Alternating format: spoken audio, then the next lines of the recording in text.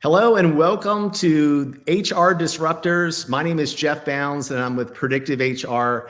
And I am so excited. We have this LinkedIn Live series every single week because we want to bring value to you and our network for everything, the mavericks that are inside this industry looking to help take you and your employees to the next level with your organization, your employee engagement. So today I am super excited because I have a guest on here today that is literally going to talk about 5 of the core items that I hear every single day inside of this industry that are on people's minds, and realizing that we need to be able to level up our workforces to be able to adapt to what's coming at us. It seems like so fast every single day. So I'm super excited to introduce Mika Cross. And I'm just gonna give you a little bit of an overview before I bring Mika on here. Mika is a transformation workplace strategist and is best known as a government workplace expert who has designed award-winning, innovative, flexible work programs across the United States government and private industry. So I'm gonna go ahead and bring on Mika here, and I'm also gonna let her tell you a little bit more about her esteemed background. So Mika, welcome to HR Disruptors. Thanks, Jeff. I'm so excited to have this conversation with you today. I am broadcasting to you from a very rainy Chesapeake Bay here in Maryland, where I've lived in the state of Maryland for about 20 years. I was actually stationed in the Washington, D.C. area after 9/11 when I was serving in the United States Army in uniform. And I'm originally from rural Maine. So if any of you New Englanders are on the line with us today, hello. Really excited to see everyone. So I got my start, as I mentioned, serving this country in uniform. And I served as a personnel enlisted soldier and then transitioned to commissioned officer. And as I mentioned, after 9/11, was stationed in the U.S. intelligence community here in Washington, D.C., where I served as the military XO for an intelligence agency. And there, I was really fortunate to be able to work with all branches and the civilian sector on human capital, workplace policies, initiatives, and programs as it related to deployments. So that really required thinking about the whole person, including family supportive resources and what it would take to not only support folks when they were going to go downrange, especially for civilians en masse for the first time ever, when they were looking for those weapons of mass destruction, but also how we were going to reintegrate folks when they were coming back. And that was across the U.S. intelligence community and all branches of services, contractors, and even national affiliates. So it was a really interesting time in my very young career. And it's where I got started really in that passion area of trying to figure out the intersectionality of policies, programs, performance, and people.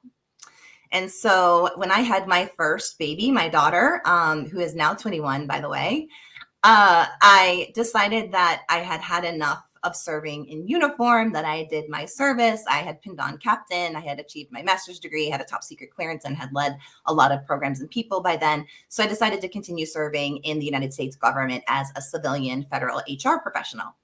And from there, worked on programs and policies like updating old antiquated things like what we used to call FlexiPlace, which now you know as telework and hybrid work and remote work, as well as well-being and wellness programs, work-life flexibilities. And also I worked in the diversity, equity, inclusion, and accessibility space as well, before bringing that expertise all across the rest of the U.S. federal government in places like the U.S. Department of Agriculture, the Consumer Financial Protection Bureau, the Department of Labor, and others, before I jumped over to private industry, serving as the Vice President of Employer Engagement for a fully remote company you may have heard of, FlexJobs.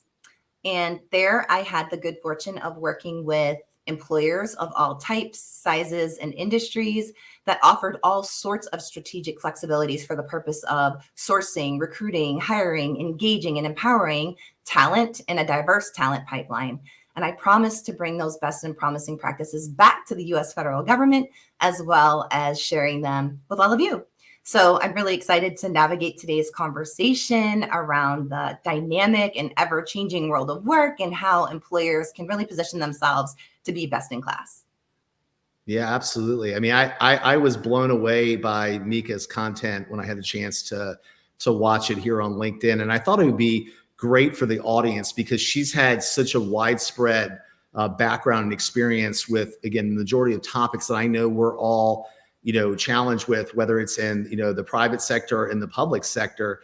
And let's just dive right into it. So the first one that we want to talk about today, which I know is definitely top of mind right now, post-COVID, is mastering the art of remote collaboration. I know a lot of organizations today feel a little disjointed and not knowing how to make people feel accepted and make people feel like they're a part of something. So Mika, why don't you go ahead and speak into that? Yeah, well, during COVID, as you know, we were all thrown into a similar situation for those of us who could work remotely and were able to do so. And we were all really performing the duties of our work, but also really able to sort of shine a light on elements of our life that often weren't as transparent in the regular traditional workplace before a global pandemic occurred. And that's around the humanity pieces of who we are as people and individuals and our lives and our challenges that we were all navigating at the same time in the same place, if you think about it, because we were all on our computer screens. I think the complexities of today's hybrid workforce really are showing its true colors for all employers, because it's really tricky to figure out this combination of skill sets to thrive and succeed in a place where we're not all together at the same time, whether it be located in a physical office space or whether it be from a remote office location. And so really considering how we're equipping the workforce at all levels, and also our leaders and managers of people, with the right sets of skills and competencies in a safe way for us to really cultivate those kinds of cultures that we need, which are to connect with others, to harness the power of social and effective relationships with one another so that we can create those psychologically safe places, regardless of where work is getting done, and be able to cultivate organizations that are really focused on that organizational and health and performance, which really do drive results and performance overall. So it's a tricky space that we're navigating. I mean, we are really, if you're thinking about it, in the midst of this transformation, a once in a generation, I keep saying it's a once in a generation experience for us to see transformation of this magnitude in our workplaces. And there's no one sector that's getting it absolutely right. I think all of even the remote first employers who are wildly successful and have been and never had the benefit or wanted to get their people together at the same time in the same place are still recognizing that it takes a growth mindset, one that can evolve with what their workers need and what their workers want, for us to really figure this out together. No, 100%. And I think one of the other things too, and we were just actually talking about it this morning in one of our executive meetings, is I think from a leadership perspective, it's a different level of interaction in a remote environment versus, back in when everybody was in an office together. It's like the daily check. It's not just from the perspective of work, but also on a personal perspective, check in. How are you doing? How's life? How's everything going? And to get it outside of the perspective of more of what's going on in the workplace, which is, more than what's going on actually with that individual and their life, and making them feel that they're part of a family and they're accepted across the board. So definitely it would be great to see more focus on that. What would you say is like the top two strategies around remote collaboration that you would recommend to the folks that are watching today? Well, I love remote and hybrid because I think, with this big push of return to office in many sectors, including the federal government, we do need to figure out hybrid as well, right? Because let's face it, 70% of our workers in this nation are deskless, meaning, they don't have the luxury of having positions that are suitable for fully remote, work from anywhere, work from home all the time, every day. The majority of employers are focusing on that hybrid model. So I'd like to combine both of those in terms of thinking about, how we set folks up for success. I think the first thing is to really empower people to understand how to leverage the technology that our employers are investing in already. Not necessarily investing in new technology, but really harnessing those skills to empower collaboration, a combination of asynchronous and synchronous work, but also understanding how do you create those guardrails around when it makes time for people to be working together at the same time and requiring each other's time, and when it doesn't, and creating ways that we can enable and equip teams to be accountable to one another so that we can protect our boundaries, our well-being, reduce burnout, and all of those things that also really impact worker productivity. And then I think the second piece is figuring out, again, that connection, right?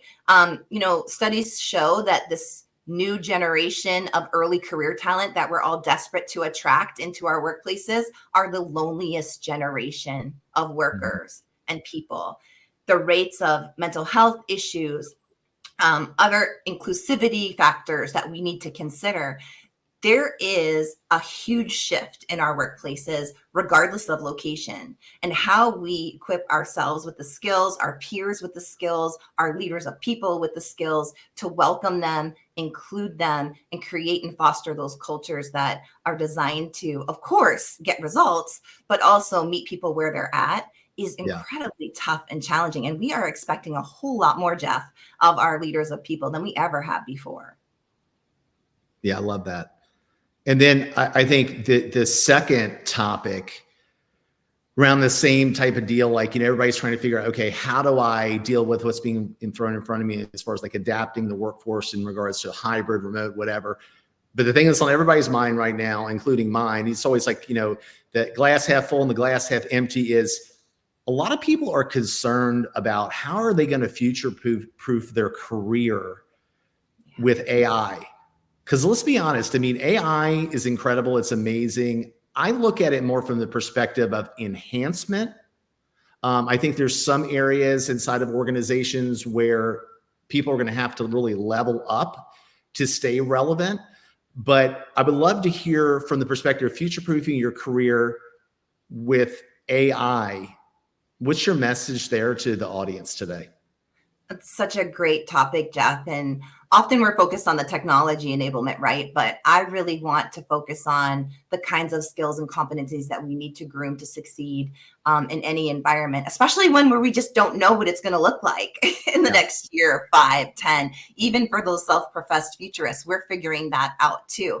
And so I would say that the greatest skill sets that we need to be investing in are around the capability for ethical decision-making as it relates to applying these new technologies, a level and degree of investment around emotional intelligence, open mindsets for how we're going to adapt and use that technology, especially as you mentioned, for the purposes of creating more efficiencies. And so I firmly believe, there are employers and organizations and workforces who either are well equipped to adapt to AI now, or they will be. I just got back. I was mentioning to Jeff before we started, I just got back from a week-long, I am tired, guys, week-long whirlwind spring break with my youngest, my son, who's 16, happens to be a junior. He's probably the youngest in his class. And I was blown away by the investments on college campuses all the way up and down the East Coast. And then I went to Virginia Tech just this weekend in terms of what these kids are going to be coming to the workplace with. And so I'm not worried so much about the technology pieces. I think it's a consideration for how we might automate some jobs, but we've all dealt with, evolution in different sectors, the coal mining industry, in Maine, it's the paper industry, and having to really reskill and upskill those individuals to be able to adapt to a new economy of work. But really, again, it's the mindset shift. And it's those, I don't like to call them soft skills, but rather success skills that we really need to be making significant investments in. And again, harnessing the power of technology in safe spaces where together as a team, we can help teach each other, lean in and create efficiencies in our work, because that is what's going to help design work for well-being and create results for the bottom line. Yeah, I love that. You just said the key word there, well-being, and it just happened to segue into our next topic. With both of these that we talked about, more the first, how do we today promote better employee well-being? Because it's, multi-different generations today. Each of them has to be engaged from a different level and be respected. with, what is going to be important to them. How do we make sure that we're crossing generations and we're able to completely be in tune with them to make them feel welcomed and make them have a great workplace? Yeah, I think this is a topic also where workplaces of every kind and industry and sector are trying to figure this out too. And it's no longer suffice to be able to create like this benefits package and wellness programs. That's a one size fits all, slap it together, lean on your employee assistance programs if you have them, or other concierge services. I really firmly believe it's going to require engagement with the workforce to understand what they need. And that's going to evolve and change and iterate. And as you mentioned, there's also generational divides in terms of preferences and what workers need most of all. So we're dealing with working parents, we're dealing with the sandwich generation. Again, we're dealing with the loneliest generation who's coming to work with a complexity of issues and needs, unique needs. And so if we don't get smart on understanding some of those indicators and generational differences, I don't like to overgeneralize, but also create ways where we can check in with the workforce, listen to the workforce, understand the workforce in terms of what they're needing, we're going to miss the mark. And you're going to be making, you want return on investment, right? For your benefits packages, your services, your training, professional development, and the like. And so really being able to create an iterative process that's also, I believe, multi-pronged. Not everyone's going to weigh in on a survey. Some people will respond better with a conversation.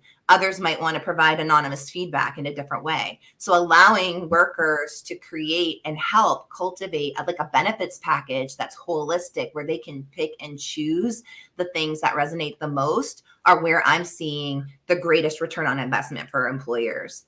Yeah.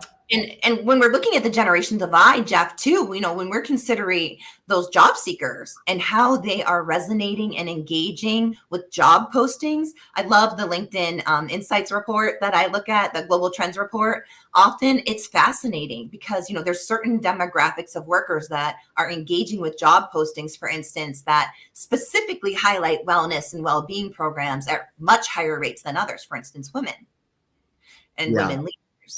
And so that's really an important factor to consider, Jeff. I love that question. It's really important. And I think the other thing about it, like from my organization, PredictiveHR, and one of the things that we do in the marketplace is we have people analytics. Yeah. And I think from the perspective of a lot of employers today, one of their biggest challenges is the impact of turnover and the cost that it has on an organization. But to the point that you were just speaking about, you can't grow what you can't measure, and you also can't effectively understand if it's working if you can't measure it. And there's so many signs inside of organizations where maybe there's leaders that are not the right fit, and then there's employees that have become disenchanted and they're leaving organizations. Great A players are leaving because of maybe a poor leader, or there's other things going on inside. Organizations need to have the ability to be able to measure that, and then obviously put policies in place and have them, very early to prevent it from happening. So, selfless plug here, but analytics, you've got to have people analytics. That's something that we can help anybody that's watching this today. And the beauty of what we're doing with it is we're giving a very affordable entry point where no matter if it's an organization of 200 or 20,000, we have programs that start at $495 a month to give them that level of insight. One other thing that you said before too, that I am a big advocate of, huge advocate of, emotional intelligence. Yeah. And I feel like today that is dramatically lacking inside of companies and inside of leadership. And it's more than just, the things that are face value. You have to really understand, you have to have the empathy. You have to understand an individual and where they're at and how to be able to guide them and lead them. So there's so many different things. And I know we only have a short amount of time today, but these are topics everybody needs to be talking about. And I'm sure we're going to talk a little bit later if you wanted to find out potentially how you could work with Mika, that I'm sure that she could help your organization be able to level up there. So the topic we want to talk about now is also extremely important. You kind of mentioned to it earlier when you were talking about your background, is what is that strategy really to build an inclusive culture? Well, there are so many components to inclusivity, I think, including accessibility, right? And so from things like creating a skill set and rigor around cultivating inclusive and accessible meetings, not just with your workforce, but also with your customers, your stakeholders, your clients who you serve, is incredibly important. And when we consider inclusivity, I mean, there's so many different factors when you're talking about different abilities, physical accessibility to meeting spaces and your physical locations and offices, from also the technology that you're using in terms of accessibility, but also is it inclusive enough to be able to create inroads with, in different languages? Are we leveraging technology to harness that power of inclusivity? And even if you think about it, how are workspaces designed? Are they even designed to be inclusive for women, for individuals with disabilities, hidden disabilities? And even, the contrast between introverts and extroverts. That's a really big area that I've been fascinated around in terms of how are we building inclusive workplaces as it relates to inclusivity of introverts and extroverts and how work is delegated and those sorts of things. I think also when you're thinking about, let's go back to that conversation around hybrid and remote, especially for hybrid teams, it's incredibly important to be aware of the language that we're using and those hidden biases that can play out in hybrid teams, specifically around location or proximity bias and recency bias, and performative bias, even likability bias. If we're thinking about gender equity, we just came off the heels of Women's History Month and those conversations around equity in the workplace as it relates to gender. It's really important. And wow, right? Is that complex? So there are a lot of factors to consider when you're thinking about a digital workspace, but also, of course, when you're talking about a physical workspace as well. And so these are skills that are going to continue to evolve and require us to get right in order for us to welcome the next generation of workers and think about our succession plans for our organizations. Yeah. And it kind of goes back to what we were talking about before as well, where it's great to talk about it, but you got to measure it and you got to see, is it really working? And I know with DEI&B and obviously pay equity and making it where there's more equality for women and pay equity and things of that sort. I mean, there's been some organizations that have been able to really do that at a high level, but it has to be quantifiable. It also has to be quantifiable all the way down through the levels of the organization, where the C-suite all the way down, right? Where I think a lot of times they'll like, okay, well, let's make this look good, but it's got to be throughout the organization. So that's another thing that People Analytics does really well. And it's one of the things that, there's so many different impacts of that. Not only is like the right thing to do, but in an organization, it's the quiet quitting. That's why people started walking away in droves, and they're like, well, wonder why. Well, I can tell you why. It's like, it's been, there's been no parity, right? That's been inequitable across the board. People get tired. When people get tired, they walk away, and you don't have that opportunity to make it right. So I'm a believer that when you have your organization, you do it right from day one. And you shouldn't have to try to win people back if they're resigning from a job by offering them more money. You should have done it in the first place. Because I'm a believer that if you're in an organization, you perform, you should be rewarded. You need to make sure that you're doing the best you can to retain your top employees across the board, and making sure you have your policies in place and not just be, reactionary potentially because of whatever's coming on with compliance. So yeah, very broad topic there. But again, Mika can help you with that. Well, and you're saying right about the analytics piece, Jeff, too. If I can just piggyback off what you were saying, I think the next step is also relying on the data and the insights, but also putting together the correlative data that's there too, through listening and creating ways for the workforce to engage and feel comfortable providing feedback and insights. Like you said, even before they leave, if they're walking out the door. The next step to that, though, Jeff, is also equipping our leaders and managers of people with the understanding of how to use that data and how to really understand its meaning, and also take it for what it is, in addition to those other feedback mechanisms that are so incredibly important. Yeah, you just hit the nail on the head. And that's one of the biggest reasons of why, when I look at the research and I look at the data, hardly any organizations have been able to branch into people analytics in 2024. It's ridiculous. You want to know a reason why? You just said it. Because they don't know what to do with it. right? So I think, individuals like yourself and other people out there, organizations like PredictiveHR, we do have pretty robust change management and strategic, and helping organizations, like, what do you need to do different? And then what is your, outcome? What is your future state? And how do you create the vision to be able to make that a reality? When people don't understand, they retract. And that's the only reason why, because otherwise nobody would be using Excel spreadsheets to focus on this important, so it's pretty unbelievable. Yeah. And in the federal government, we rely very heavily on the annual federal employee viewpoint survey, but that's like a moment in time, how your workforce is feeling at that particular time when they're taking the survey. And it's supposed to reflect like this whole year worth of insights and feelings. It's interesting because the White House recently put out a memo around agencies' requirements to measure, monitor, and assess workplace environments around organizational health and performance factors. But what they didn't do is prescribe a framework.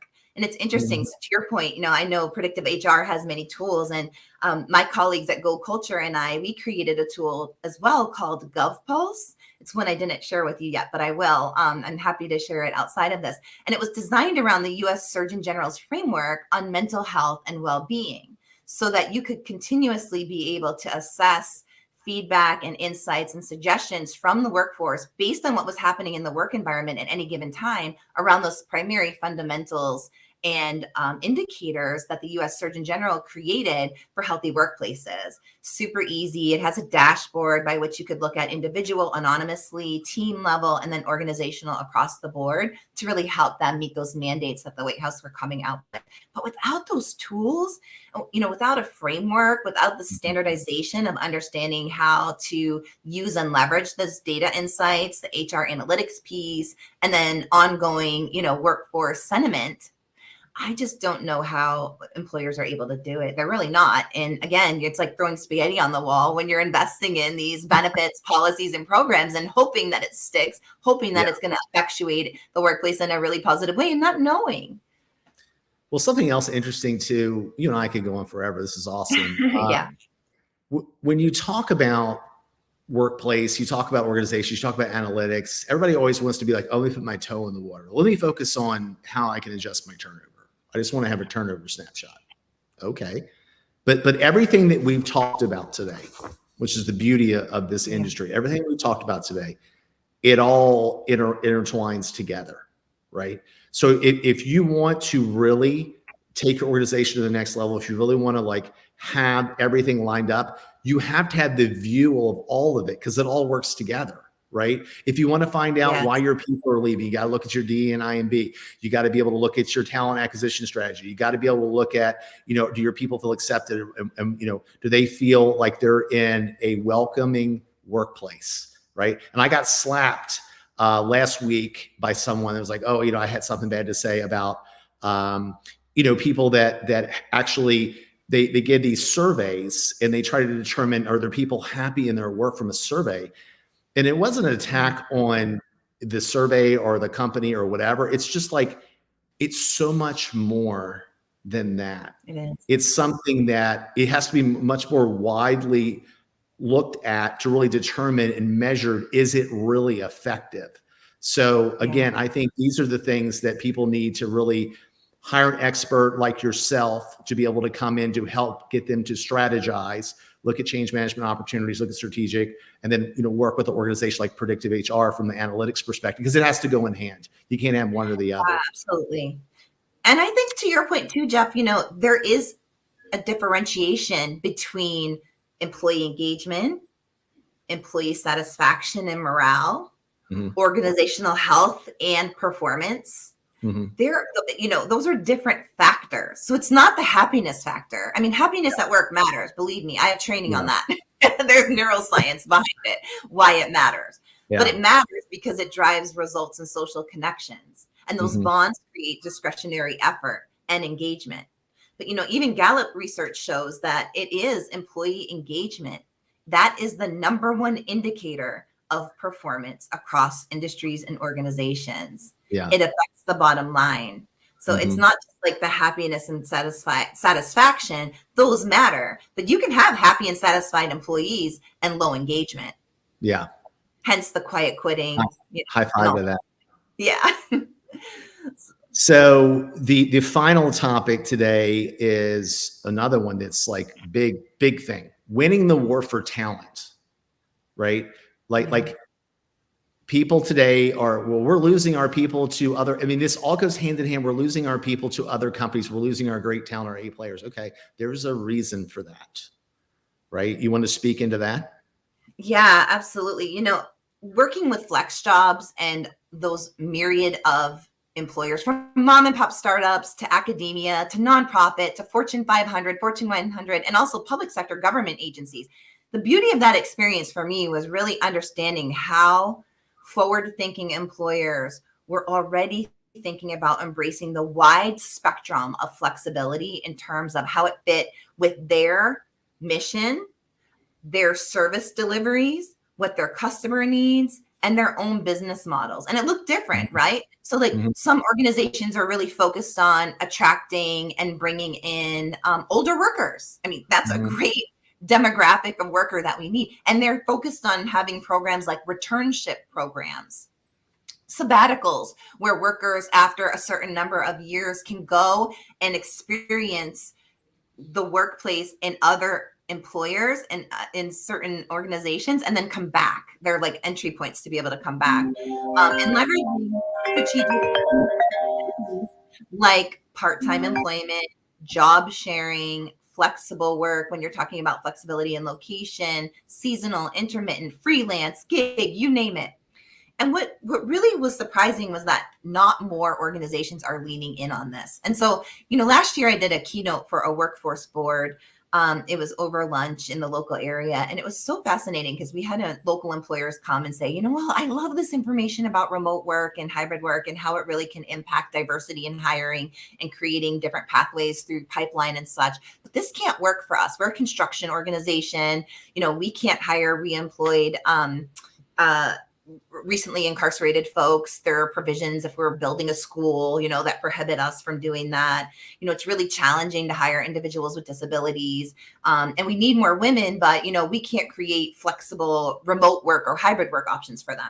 And I said, well, what other flexibilities can you offer? Could you not shift your work schedules? Could we think about how you're structuring different kinds of time, compressed work schedules, alternate work schedules? Those things matter too, even for deskless and frontline workers, especially for deskless and frontline workers. And so when you're looking at the levels of burnout and the impacts, the U.S. Surgeon General, again, put out a call to action across the nation for healthcare workers because they're estimating a shortage of between 3 and 5 million. I'm sure you've already been seeing it. I don't know, Jeff, I have. When I go to try to book an appointment with some of my medical providers, they're not available for months on end.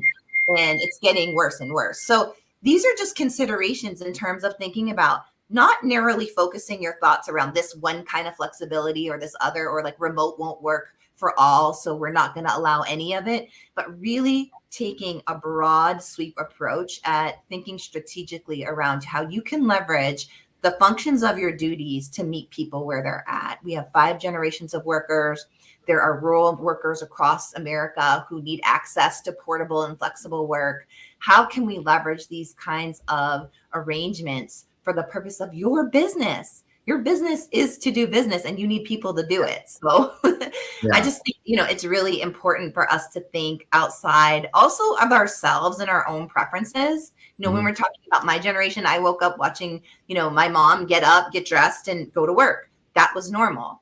For me, I needed different kinds of flexibilities as a single parent for a long time of young kids and being able to navigate a career, even in Washington, with being able to have the flexibility for my kids and being able to parent when I didn't have family nearby to help or assist. And so different considerations when you're thinking about military spouses, caregivers, again, individuals with disabilities, and different generations with different preferences and how they wish to show up and can bring their best work to the workplace, wherever that might be, is going to really be a differentiator for employers. No question. You're amazing. Like, we're breaking the internet here. I mean, there's so many people that have been watching this thing on LinkedIn. That's awesome. Thank you Fantastic for stuff. So I want to put this on top here for Mika. Again, we appreciate her participating here at HR Disruptors. Here's a little bit about her here. She's got a QR code on there. I strongly recommend reach out, connect with Mika. I definitely think it warrants a conversation of being able to understand how she can help your organization. She has a robust amount of experience. I mean, even on the short amount of time that we had today, it's clearly evident that she can be able to help your organization. And I had one other thing here too that I wanted to share. Let me just put this up here so everybody can see. She also has a little course here called Success Skills for High Performing Hybrid Teams. That's a mouthful. Success Skills for High Performing Hybrid Teams here. So you can find out a little bit more about that as well by connecting with Mika. So this has been awesome. Absolutely awesome. And we really appreciate the time. I'm sure we'll probably do this again down the road and maybe take one of these topics and really deep dive into it. But I know just based on the amount of engagement we've been able to get here, and I've thoroughly enjoyed our conversation. And I know you've been running around like mad and, looking at colleges and stuff like that. So I really appreciate you taking the time out today to be on HR Disruptors. Thank you so much for having me, Jeff. And I'm really excited people resonate with these topics. It's so important. We'll continue the conversation. Drop Jeff and I a line if you're interested in us diving in even more on one of these topics, and feel free to reach out. Thank you again for having me. My pleasure. Thanks, Mika.